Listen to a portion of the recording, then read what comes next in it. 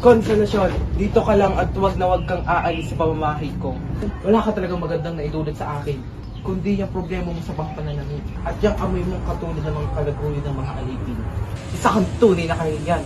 Baka nakakalimutan mo asawa mo ako. Ako ang pinili mo. O baka naman, hindi mo lang matanggap na mas maganda ako kay Maria Clara.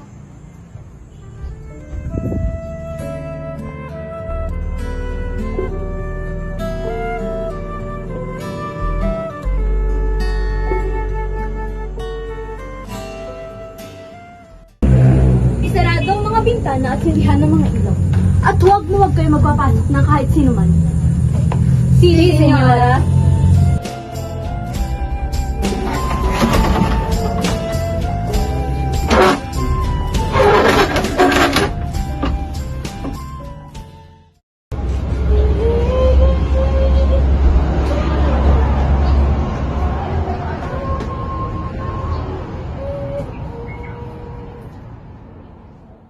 Mga alipin. Si Senyora. Ano yung nakanta? Ismero Tuso. Ella Sisa, senyora. Mehedo ka. Vaporela.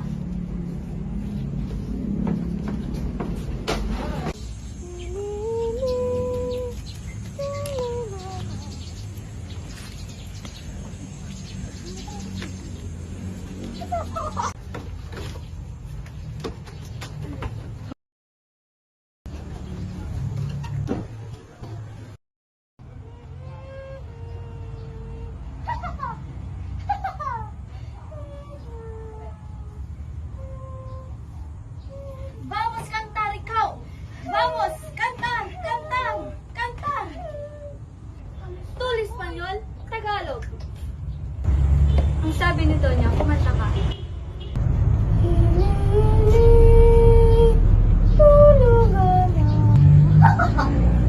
Mahusay, mahusay, mahusay. Marunong ka naman pala mag-Tagalog, pa Espanya ka pa.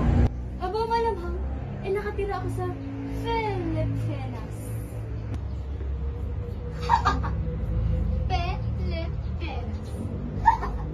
Filipinas. Filipinas. At anong nakakatawa? Filipinas yun, mga mangmang. Ikaw ang mangmang. Pilipinas kaya yun. Neto!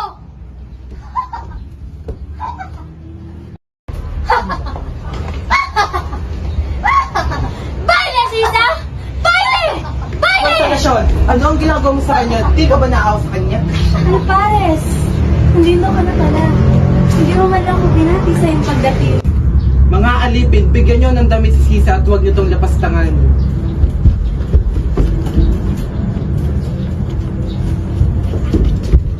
Halika na, di ba't pinagsabihan na kita?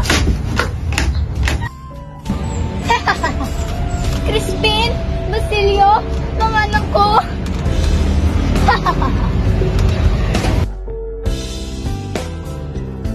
Wala ka talagang may gagawin.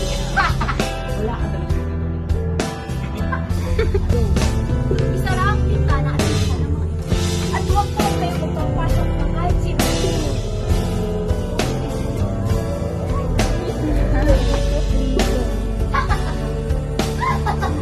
Baile, Sisa! Baile! Baile! Konsolasyon, ano ang ginagawa mo sa kanya? Di ka ba naawa?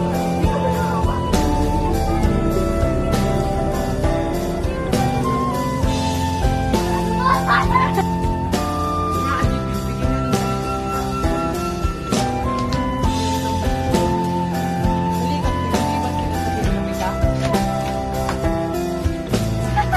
Halika, di ba't pinagsabihan na kita? Crispin, Basilio, mga anak ko.